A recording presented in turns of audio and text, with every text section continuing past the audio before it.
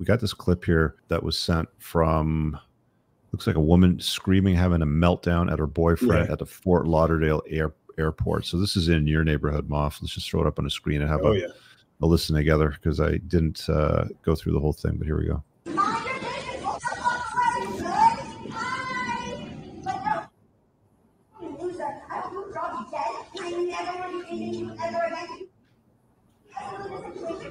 Can you hear it? Yeah, but I can't really make out what she's saying. Are there any I guess there's no subtitles. I heard her. Anyway, go ahead. Yeah, there's no subtitles, but I can hear most of it. I got the earbuds in and it's up pretty loud. Hold on.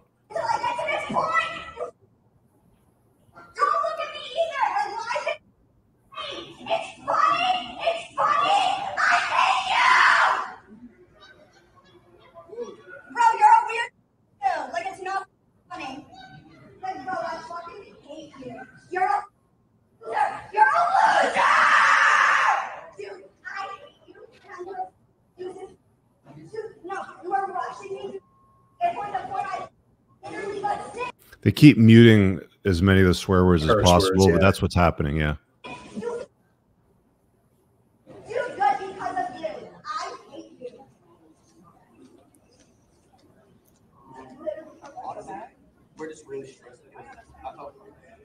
Now, I don't know if you can hear there. Somebody came over. Somebody walked up to him basically to check on him, and he's trying to, you know, excuse her behavior and just say something like, "Oh, you know, she's really stressed out right now."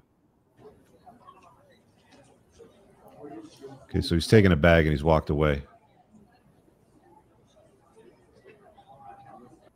As you should. As you should. You should never tolerate that behavior from a chick, guys. That's a hissy fit. It's right on my red flag list, okay? You don't deal with chicks that throw hissy fits. Red flag number 17. You walk. This is not the first time, I guarantee, that this has ever happened with him and her together. She's just done it in private. It's just that she's gotten away with doing it in private with him. So she figured, oh, let's escalate the shit test to the next level and do it in a public setting to see what happens now. She's legit yelling at him, calling him a loser, and he's sitting there doing nothing. He shouldn't even be there with her. It's absurd. You do not let things get to this point, gentlemen, ever. Yeah, you can tell her level of comfort doing this in a very public place. Airports are extremely public. I mean, there's hundreds of people around at any given time, and it's big and it's cavernous and it's loud, and her voice guaranteed carried throughout that entire terminal. But yeah, the level of comfort that she has to yell at this man in this way is pretty astounding to me. I mean, this is like,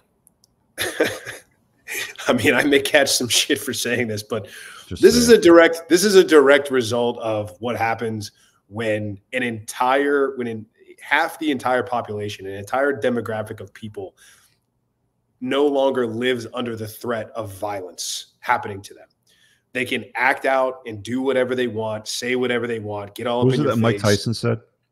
Well, people have gotten way too comfortable saying shit without getting punched in the face. Yeah. Well, the internet, he talks about like the internet behind the keyboard, but like women in general, like now that you have an entire protected class of people, and I'm not saying he should have hauled off and cracked her in the jaw, but it's like, if that threat even existed, maybe there would have been another story. But again, like, you can't ever do it. You can't lay hands on anybody because, you know, I mean, I don't know. No, all you got is walk away.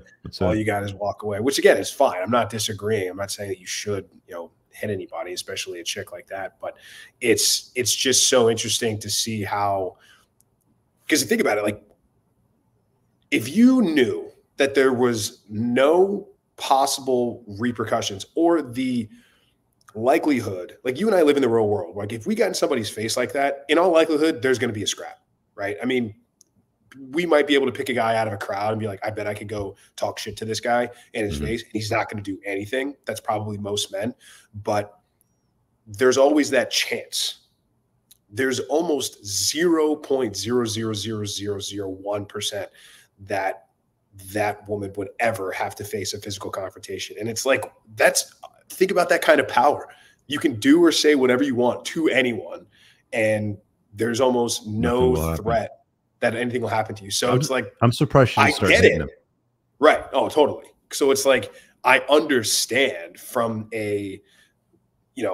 from a societal standpoint, how you get to that point. Because if all you do is give, give, give, and give, and there's never any sort of repercussions or any sort of reaction, then where's the deterrent? It doesn't exist. Yeah.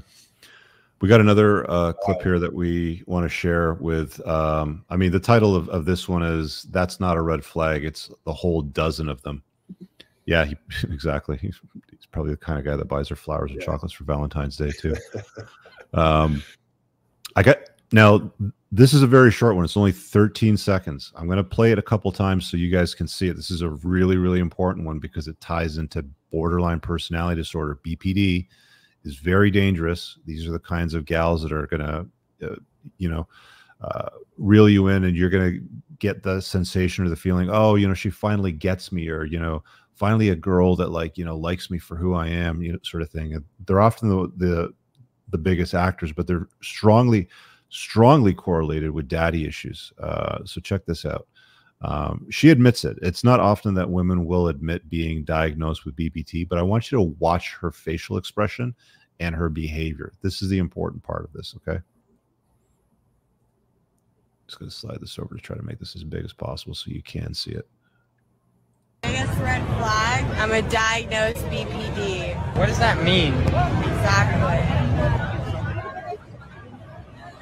Do you guys see what she just did there? I'm going to play it again. Play it again so you understand. Biggest red flag, I'm a diagnosed BPD. What does that mean? Exactly. She knows exactly what she is. She's evil. Okay. Did you see the look on her face? Like the double wink. Did you see that? Oh my God. Cruella. Okay. Like evil with a capital E, capital V. I'm going to keep going. Not a good package, guys. This is the #1 red flag on my 21 red flag list. I can save her, Rich. I can save her. Horrible. Horrible. Now, have fun. If you really want to, go, because it's probably going to be a good time. But do not date it. Do not invite it into your life. Do not take vacations with it. You do not do that with red flags. You walk away from red flags. Well, a couple of guys have said this already, but they wield this stuff like it's a badge of honor.